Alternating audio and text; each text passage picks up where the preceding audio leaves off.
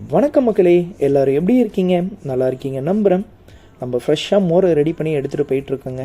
ஆனால் அங்கே போனதுக்கப்புறம் தான் ஒரு பெரிய ட்விஸ்ட்டே என்னென்னா, நம்ம ரெகுலராக ஒரு இடத்துல மோர் கடை போடுவோம், அங்கே போட முடியல. ஏன்னா அங்கே ஹைவே வேலை நடந்துகிட்ருக்கு, ஃபுல்லாக டைல்ஸ் இறக்கிட்டுருக்காங்க.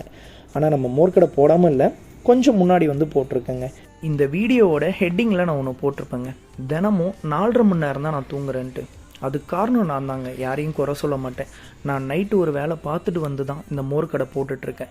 நான் காலையில் இந்த மோர் ப்ரிப்பேர் பண்ணுறதுக்கு எனக்கு ஒரு டைம் தேவைப்படுது, இங்கே மோர் கொண்டு வந்து விற்கிறதுக்கு எனக்கு ஒரு டைம் தேவைப்படுது.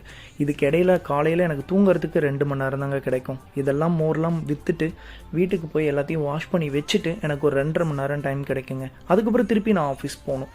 இந்த மாதிரியே தான் ரொட்டீனாக என் லைஃப் இப்போதைக்கு போயிட்டுருக்கு. ஆனால் ஒன்றே ஒன்று மட்டுங்க, இது எவ்வளோ சீக்கிரம் முடியுமோ அவ்வளோ சீக்கிரம் எல்லாத்தையும் சரி பண்ணிடுன்ற நம்பிக்கை இருக்குது. அதுக்கு முன்னாடி நான் உங்ககிட்ட என்னை பற்றி ஒரு சில விஷயம் நான் ஷேர் பண்ணுறேன்.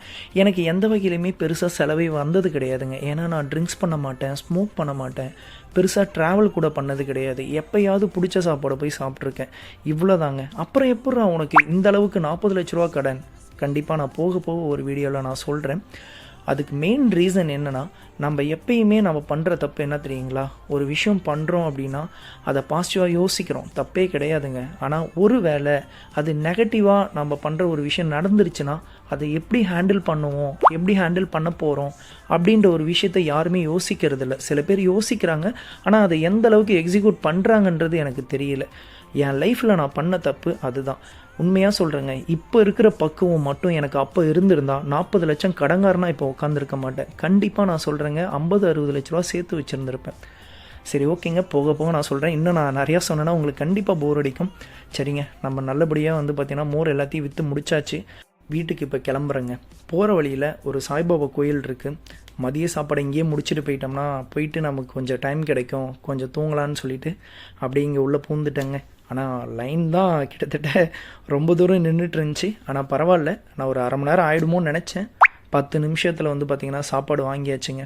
கடவுளுக்கு அப்படியே இன்றைக்கி மோர் ஓடுனதுக்கு நன்றி சொல்லிவிட்டு சாப்பாடு அப்படியே வாங்கிட்டு வந்து வெளியே உட்காந்து சாப்பிட்டுட்டு அப்படியே கிளம்பியாச்சுங்க. சரி, ஓகே, இன்றைக்கி நம்ம எவ்வளோ சம்பாரிச்சிருக்கோம் அப்படின்றத ஒரு ஷார்ட்டாக பார்த்துடலாம். இன்றைக்கி நம்மளோட ஆன்லைன் பேமெண்ட் மொத்தம் 990ங்க. ஓகே, இப்போ நம்ம மொத்தமாக எவ்வளோ ஏர்ன் பண்ணியிருக்கோம் அப்படின்றத பார்ப்போம். நம்மளோட ஆன்லைன் பேமெண்ட் ஒரு 990. நமக்கு இன்றைக்கி கையில் வந்த அமௌண்ட் ஒரு 1320 ரூபாங்க. மொத்தமாக இன்றைக்கி 2310 ரூபா ஏர்ன் பண்ணியிருக்கோம்.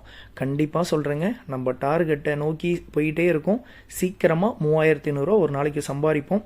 தேங்க்யூ ஸோ மச் மக்களே. இந்த வீடியோவை பொறுமையாக பார்த்ததுக்கு ரொம்ப நன்றி மக்களே. கமெண்ட் பண்ணுங்கள், ஏதாவது குறை இருந்தால் அதை மாற்றிக்கிறேன். தேங்க்யூ மக்களே, லவ் யூ.